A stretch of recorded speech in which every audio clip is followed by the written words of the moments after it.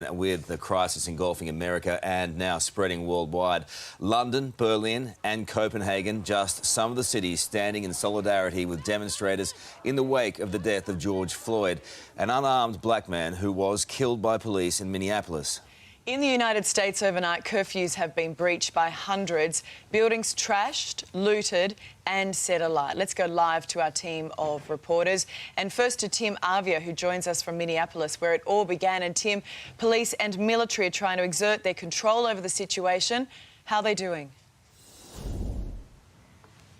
Well, Ali, mostly they've got most of the city under control. It was just a massive, massive show of force last night. Thousands of officers flooding the city to try to crack down on that unlawful behaviour that we've seen, the rioting, the looting, the burning of buildings that we've seen night after night. We've seen the streets being armoured personnel carriers driving around the streets this morning. The Black Hawk helicopters are still circling around the skies. Last night they made more than 100 arrests, confiscating weapons like those AR-15 assault rifles. But mostly, as I mentioned, they have sort of got things under control now. There was sporadic gunfire and explosions and fires on the outskirts of the city. For now, though, in the middle of the city, it is relatively calm. That is the pattern that we have seen over the last few days, where it is calm during the day, where at night time, that is when things kick off, especially after that 8 p.m. curfew. The White House, though, is facing some very difficult decisions today about how to deal with this. We're hearing that Donald Trump's advisors are divided about what to do next. The president himself has tweeted this morning that the United States of America will be designated Antifa as a terrorist organisation. Antifa obviously standing for anti-fascists. Many of them are self-described anarchists who want to bring down the right of politics. So authorities are saying many of the people who they have arrested are members of that organisation, but of course there is still all that anger from the death of George Floyd and the fact that 3 police officers still aren't facing charges. So that anger is still here on the streets of Minneapolis and is not going away anytime soon, despite this mass show of force. OK, thanks, Tim. Let's go to Los Angeles now and our correspondent Alexis Daish. Lexi, the National Guard has moved in, right? It has, Carl. 1,000 military personnel have been deployed here to Los Angeles, focusing on 2 parts of the city, downtown, where there's been a lot of violence, and also here in West Hollywood. And as you can see, we've got lots of people cleaning up after what was just an awful 24 hours in Los Angeles. Violence on the streets with riot police setting police cars alight. And then last night, the looting with Fairfax Avenue completely trashed by looters. Last night, we were on the streets until about 3:30, and we did notice that the curfew seemed to work here in LA, which is interesting. They did arrest some people, but by and large the streets became a ghost town. The mayor has just confirmed that curfew will again be imposed tonight, 8 p.m. So fingers crossed that and the military personnel makes a difference here in Los Angeles. Carl. Lexi, thank you. Now to London, where thousands of protesters have hit the streets in solidarity with US demonstrators. US correspondent Sophie Walsh is there, and Soph, this is becoming a global movement. Here it is, but this was a relatively peaceful protest, only a handful of arrests, 3 for breaching COVID laws, but there were thousands that took to the streets here in London. They began at Trafalgar Square, made their way up to Downing Street, Parliamentary Square, and then to the US Embassy at Vauxhall. They were chanting Black Lives Matter, as well as the UK is not innocent. Obviously, what's happening in the US is really resonating with people here in the UK. The London Mayor, Sadiq Khan, made a point of saying today that he takes all allegations of police brutality extremely seriously. He also tweeted the death of George Floyd has rightly ignited fury and anguish, not just in the USA, but around the world. No country, city, police force or institution can be complacent about racism and the impact this has. And speaking to people today, they have simply, they've simply incredibly upset. We're dealing with institutional racism. We're dealing in a society that is oppressing minorities, and this is not something that only happens in the US. It's something that is happening globally.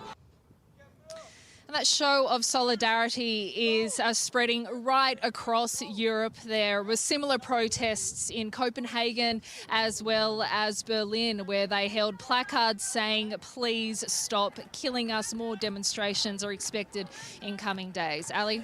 OK, thank you, Soph. And the protest movement is also set to hit Australia with a peaceful rally planned in Sydney Wednesday evening. Nearly 4,000 people have expressed their interest on the Facebook event page. Turning to the coronavirus crisis now, today marks a major milestone in Australia's road to recovery, with many restrictions rolled back coast to coast. We have your state-by-state breakdown of what you can do from today. First to Ashlyn Quickelis in Brisbane. Ashlyn, Queensland's reopening has been brought forward.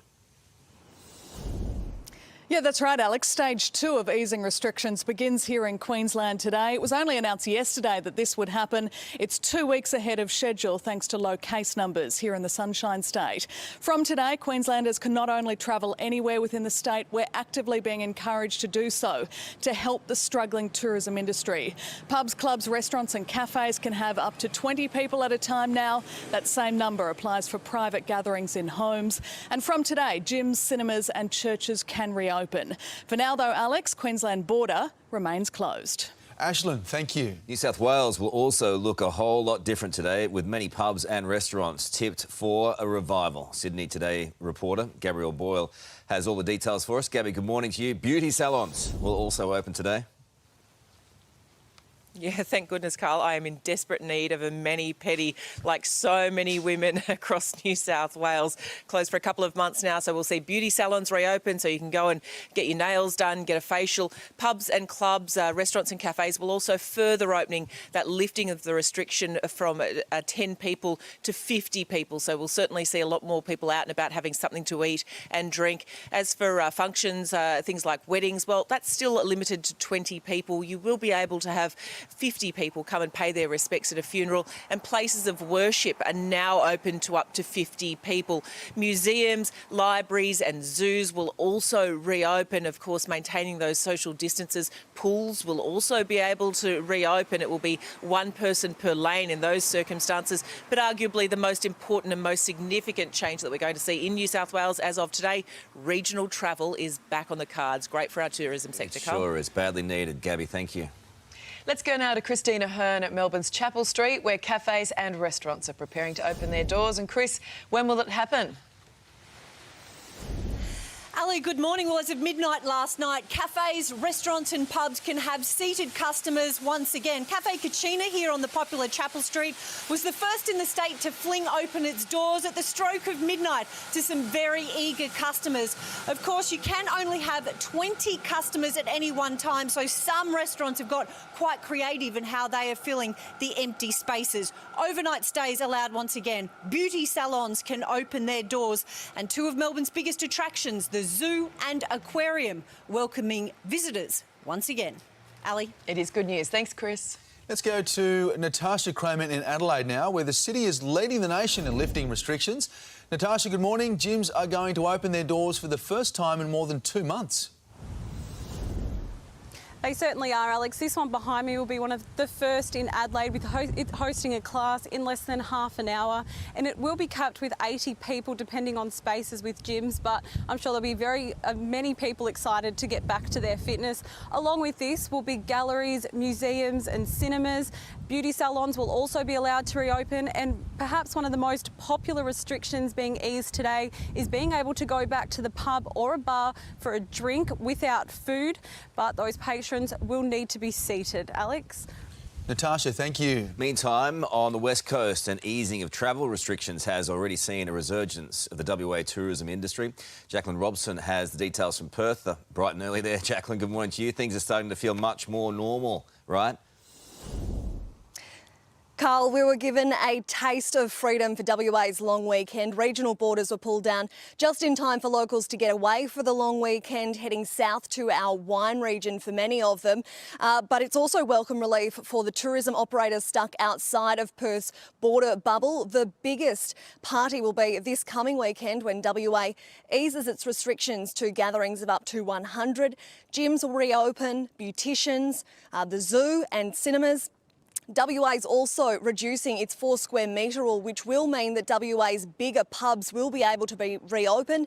And the Premier says that's due to our hard border with the rest of the country. Jacqueline, thank you. As Australia slowly emerges from the COVID shutdown, there are moves to revive the residential construction industry across the country.